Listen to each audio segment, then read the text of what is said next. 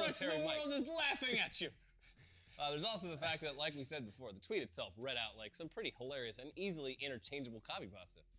And it was. So in the hours after the tweet started to go viral, there were plenty of "this is my son" tweets going around. Don't ever talk to me or my son, who is #1 in the Naval Academy, ever again. Yeah, all sorts of "this is my son" tweets going around, including one that didn't change anything except for the adding of a big old lollipop to the sailor's hands. And it's true because the sailor uniform it looks like a rich kid from the 1912 who's just like, it's something I can't wait for Disneyland to be invented. It's something parents dress up their 4-year-old in and go down to the fucking mall photography studio. What? And in then the 20s? And then 10 years later, their kid is like hiding these things when he has his first girlfriend over. He's like, why the fuck did you guys make me wear this shit? Anyways. Yeah, they put a lollipop in his hand. And it's very cute. Works perfectly. Yeah. There were a bunch of others too that just swapped out the image of the young sailor while keeping the ridiculous tweet with things like a goat with 2 rifles draped over its back. This is my son. Philadelphia Flyers mascot Gritty. This is my son. Gritty is. I love Gritty. Yeah, so versatile. He's this country's mascot now. He is. Yeah. He's also the far left on Twitter is very much trying to like adopt him as a mascot, and I've been monitoring the situation closely, and it is fucking hilarious. There's gonna be a bunch of like alt-right people from Philadelphia that are like, no, you can have my Gritty when you pry him from my cold dead hockey-loving hands. The Twitter account Fellow Worker Gritty is it's a fucking joy. God. And then there was also Wario because of course Wario's everyone's son too. Memes are like Legos. Yeah, they're interchangeable. There was tons of those though, and there were others who, in typical copy pasta fashion, changed out the words to help them better fit the image. They went the extra mile, and I appreciate it.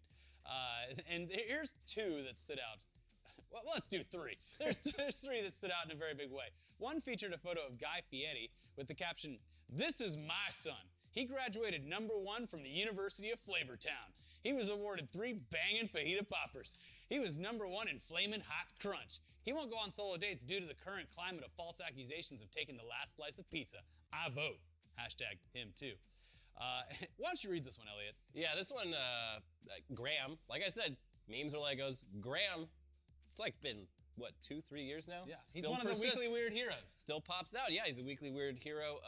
Yeah, he's of course, the digital composition of the ideal human body if it were built to survive car crashes, specifically. So the tweet had the photo of Graham just chilling on his bench looking awesome as hell with the following text. "This is my son. He graduated #1 in the last round of crash testing. He received a high impact award thanks to his enlarged rib cage. He is a gentleman capable of withstanding hurricane force winds. He won't go on solo dates because he needs a team to support his head. #him too." This person left out the whole I vote section, probably because they can't vote in US elections due to Graham, of course, being Australian. Yeah, we all know that. Now, even Pixelated Boat, the Twitter account who created the term milkshake duck, even they got in on the action by posting a photo of a painting by Francisco Goya showing a creature devouring flesh with this caption: "This is my son, the Titan Cronus. He castrated me with a sickle and threw my testicles into the sea. He won't go on solo dates anymore, as it is prophesied that he will be overthrown by his own son, just as he overthrew me. I vote." #him too. But okay, that's all fun. We had a great time on Twitter. Really dunking on this guy. Yeah. And he didn't even tweet the tweet, it was his mom. Yeah, but okay, how did this whole thing become a reverse milkshake duck?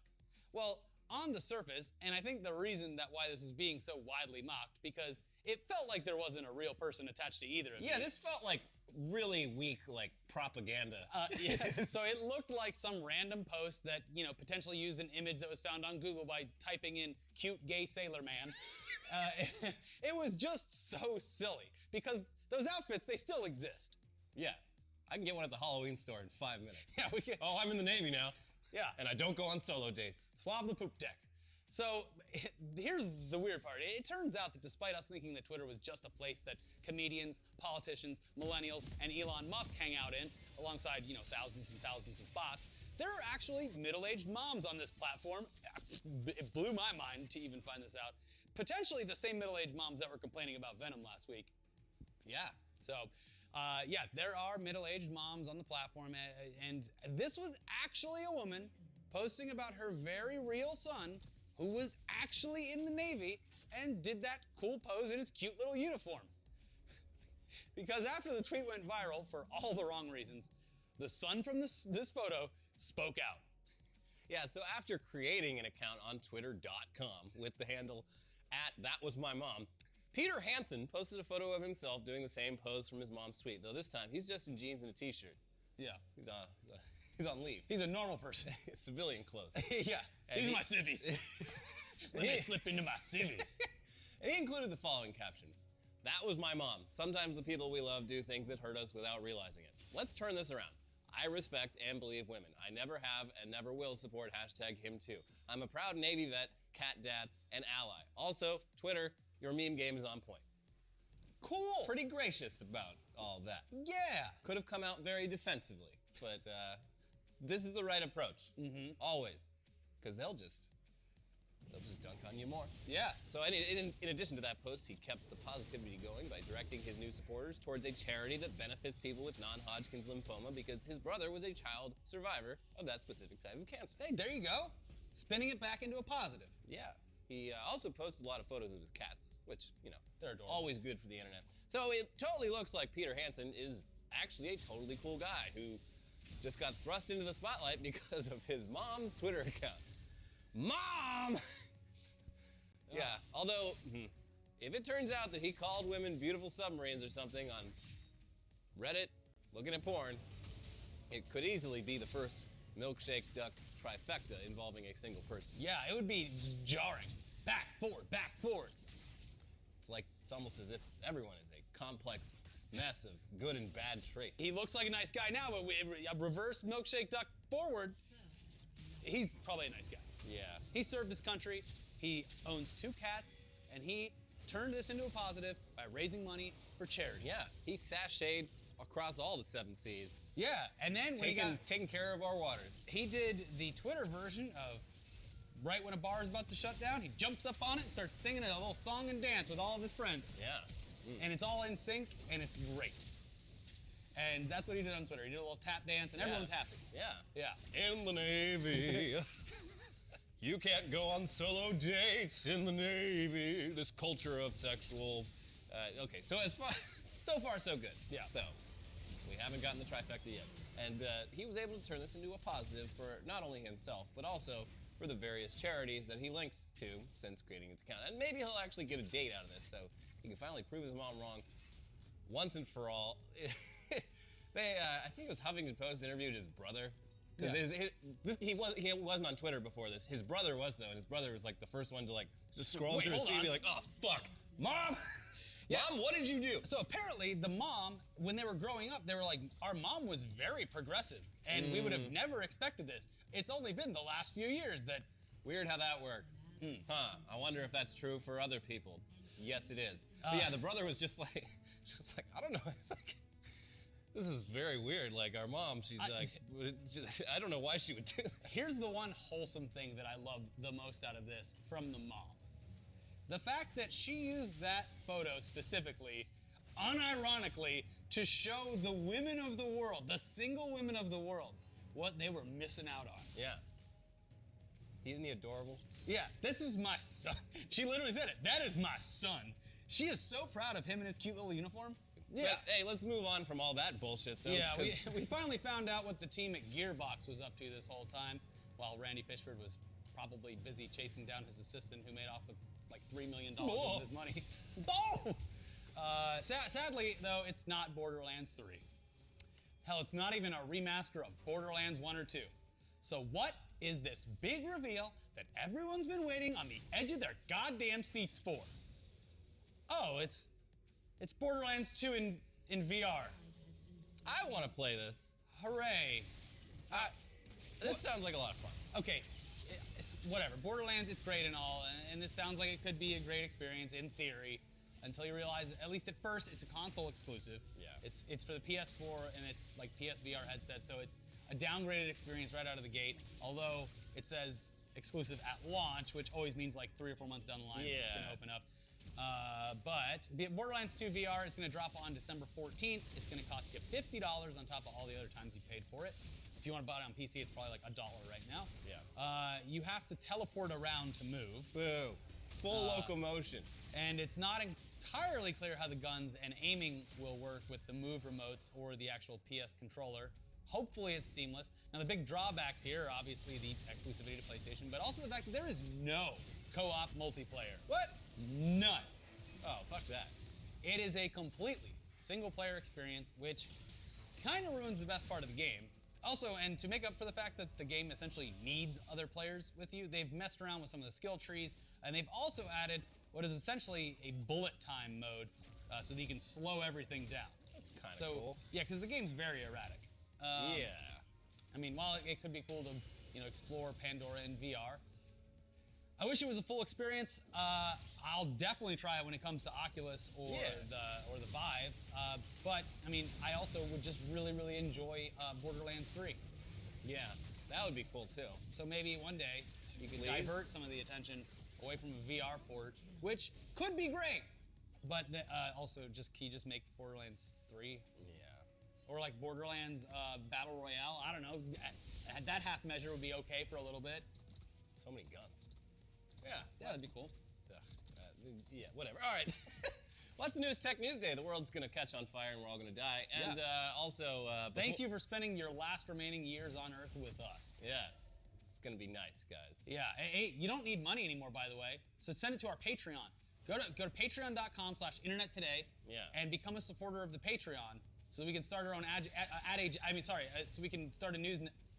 We just need money to survive, actually. Speaking of which, watch our video about BetterHelp and why a seemingly innocent YouTube sponsor that's going all around this platform might not be so innocent. Bye.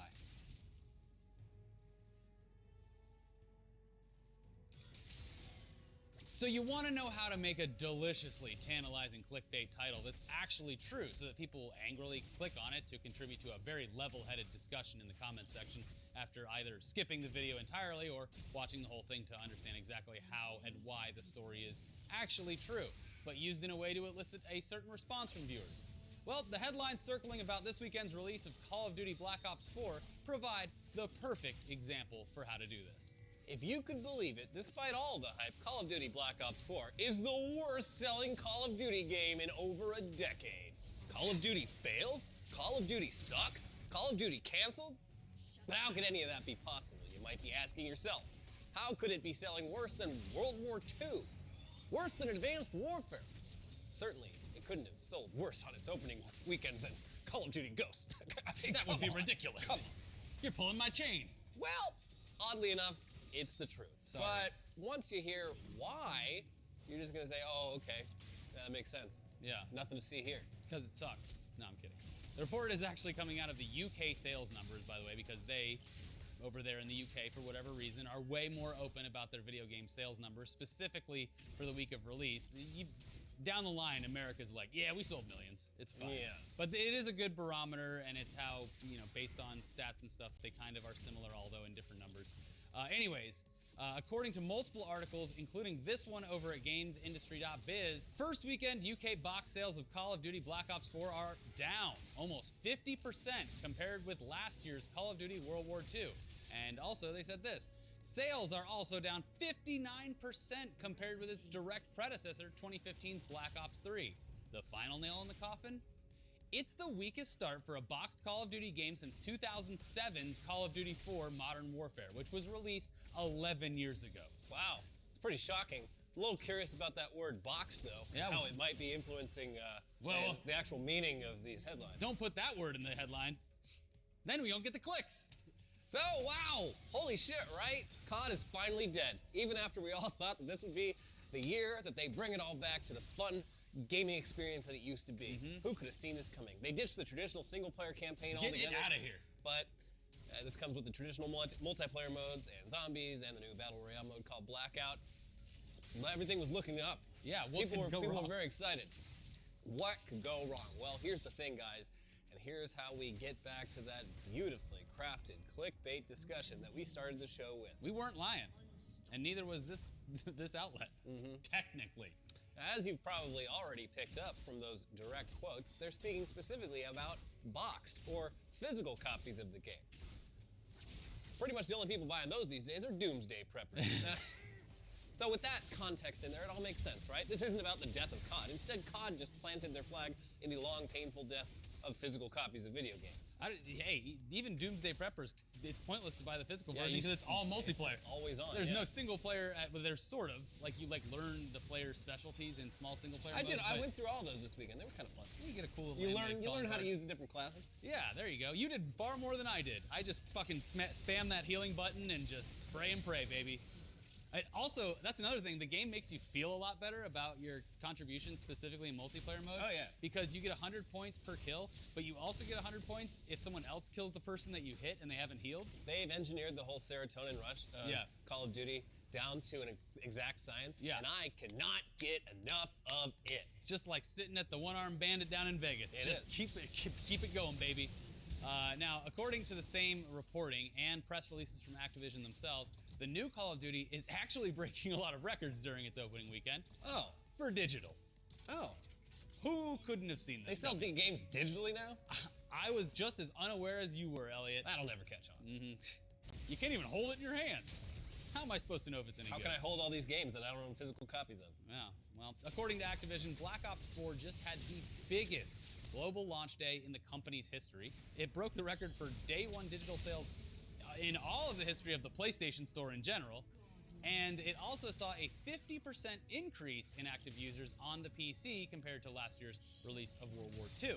And while it'll be at least a little bit before we see actual solid official sales numbers for the game from America and the rest of the world, it looks like it's doing extremely well. And the fact that there was such a drastic drop off on physical sales while at the same time selling extremely well on digital is definitely a bold sign that heading on down to your local big box store or GameStop to pick up a copy in person, that is finally coming to an end. After it struggled to keep its head above water. Is this the first Call of Duty game to launch on the Battle.net launcher? Yeah, it was on Steam and stuff before. Yeah, that's a big one. Yeah, so, and it's the first one that's been, they had this in the marketing when it was, at E3 and stuff, but the first game that had an entire team separate to optimize the PC experience. Yeah, and they let you start playing after you've only downloaded like 20% of it, which doesn't make sense to me, but fuck it.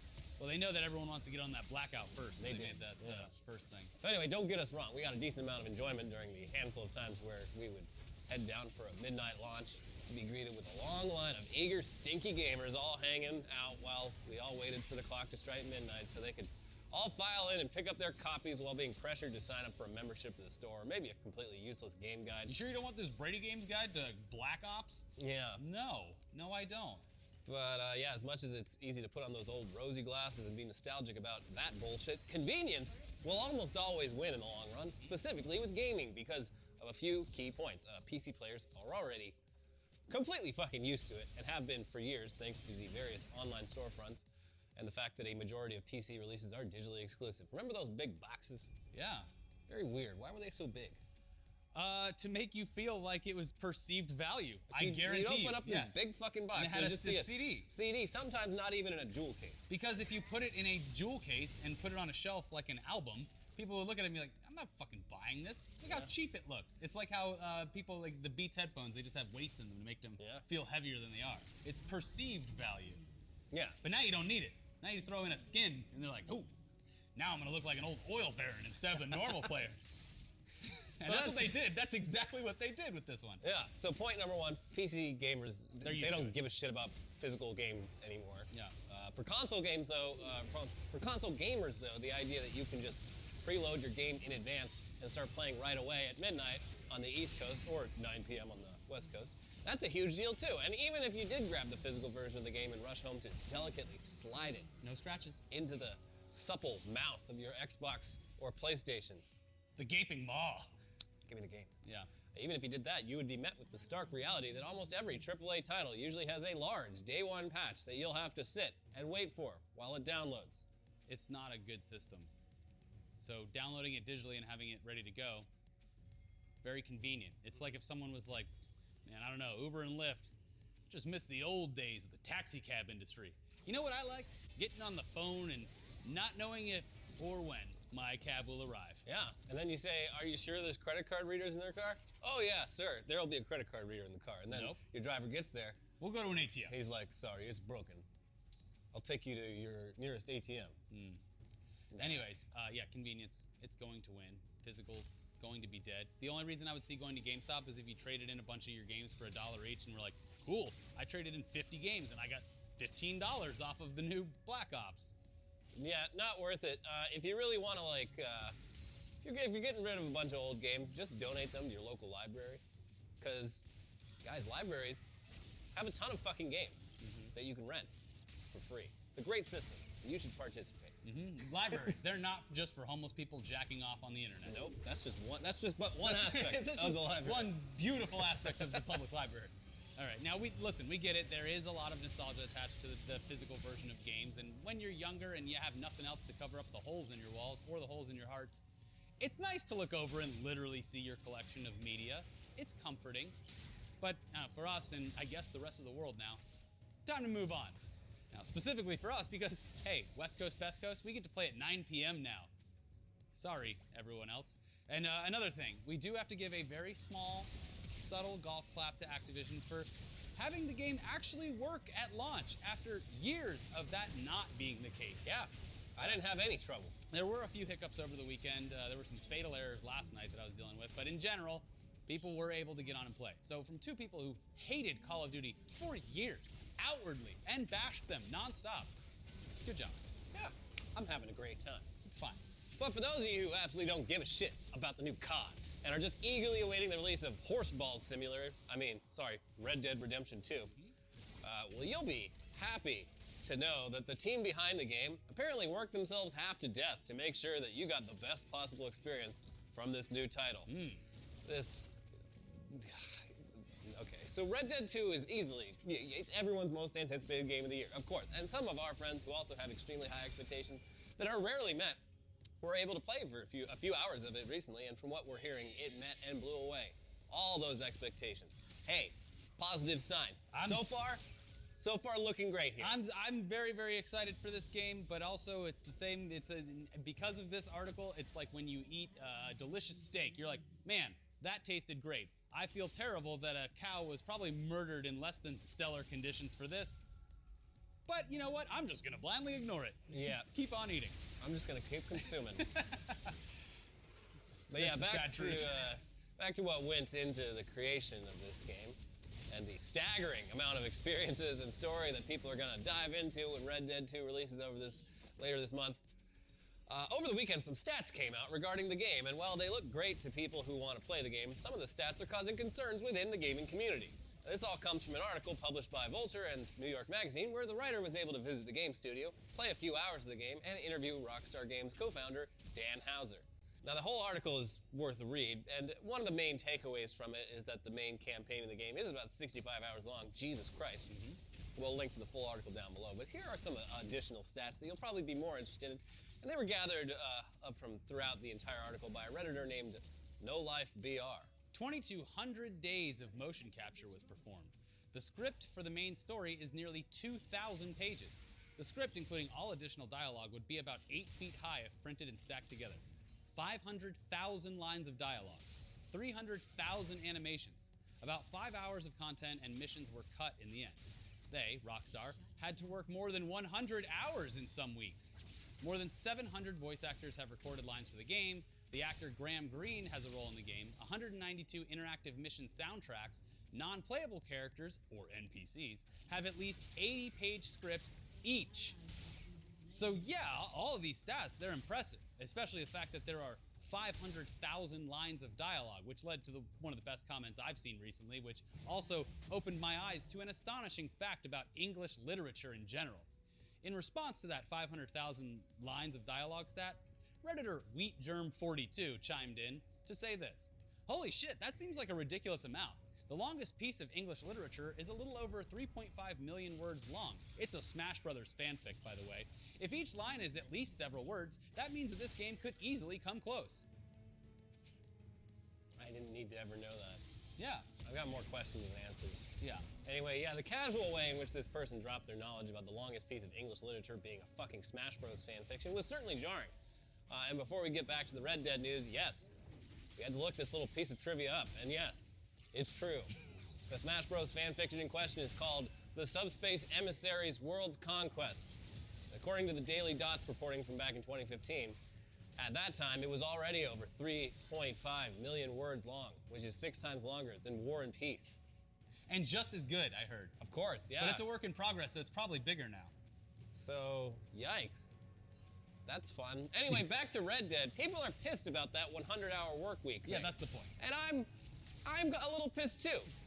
It takes something that I felt very purely excited about and puts a lot of cracks in it. Yeah. And makes me feel complicated about it. And all those stats about game length. My relationship with Red Dead, it's complicated. Yeah. All those stats about game length and motion capture and dialogue, those are all great. Why the fuck, though, is someone working 100 hours a week? That seems unhealthy, even if you're Elon Musk. Yeah, I think the breakdown is even if it was just 14 hours a day, that would be 7 days a week at 14 hours a day. And I would venture to say that there's probably some 16, 18-hour days there.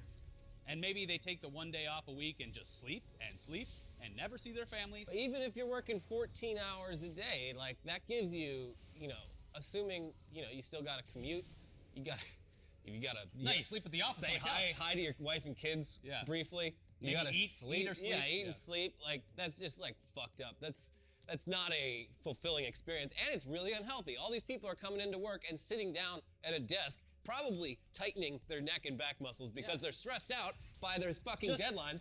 Blood clots just building up in their legs. Deep vein thrombosis. Yeah, it's a real thing. It's a killer.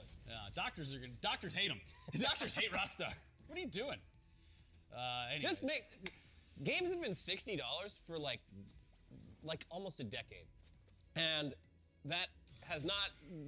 It's stayed the same as the value of the dollar has changed quite a bit with inflation, and there's no reason why a game that's going to give you 65 hours of single-player content can't be a little more expensive than that if it's going to cost that much That's more to a make. bold statement, Elliot. And also, they have different tiers. You get the digital deluxe, spend a little extra, microtransactions. They're finding ways. I do agree that 100 hours a week is a bit much for anyone. Yeah. Anyways, the actual quote came directly from the co-founder of Rockstar that we mentioned earlier, Dan Houser. The actual quote was, "We were working 100-hour weeks." Obviously, people were upset by this because, hell, we all love video games, but it would be a bit harder for some people to enjoy the game knowing that someone who worked on it might have sacrificed their health, their well-being, their family or friends, or anything else just to get it done so that you could plop down in your chair and watch your horse's balls shrink. How many hours was that? Probably a lot. Where was that on the docket? Now, employees that being overworked is apparently nothing new in the games industry, or hell, it happens a lot in America in general. But for the co-founder to be so brazen or even proud of that number, where you mention it in the, we're really burning the midnight oil. Yeah, well, and that was a bit odd. That's something you see a lot of, like, kind of.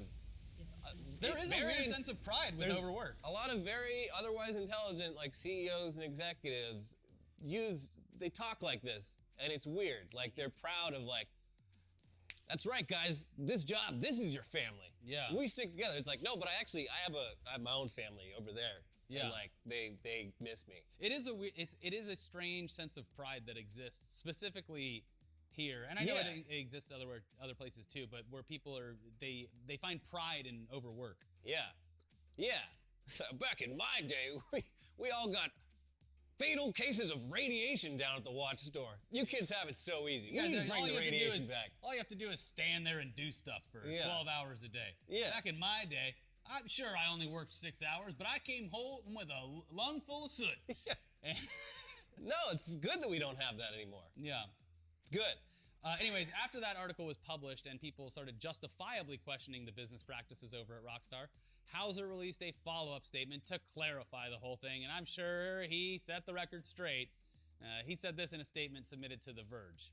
The point I was trying to make in the article was related to how the narrative and dialogue in the game was crafted, which was mostly what we talked about, not about the different processes of the wider team. After working on the game for 7 years, the senior writing team, which consists of 4 people, Mike Unsworth, Rupert Humphreys, Laszlo, and myself, had, as we always do, 3 weeks of intense work when we wrapped everything up. 3 weeks, not years. We have all worked together for at least 12 years now and feel we need this to get everything finished. After so many years of getting things organized and ready on this project, we needed this to check and finalize everything. He continued, more importantly, we obviously don't expect anyone else to work this way. Across the whole company, we have some senior people who work very hard purely because they're passionate about a project or their particular work, and we believe that passion shows in the games we release. But that additional effort is a choice, and we don't ask or expect anyone to work anything like this. Lots of other senior people work an entirely different way and are just as productive. I'm just not one of them. No one, senior or junior, is ever forced to work hard. I believe we go to great lengths to run a business that cares about its people and to make the company a great place for them to work. So, not in any way denying the fact that this has happened, but essentially saying that it's just the way some people at the company work and that, the final bit of crunch time stands out among years of development.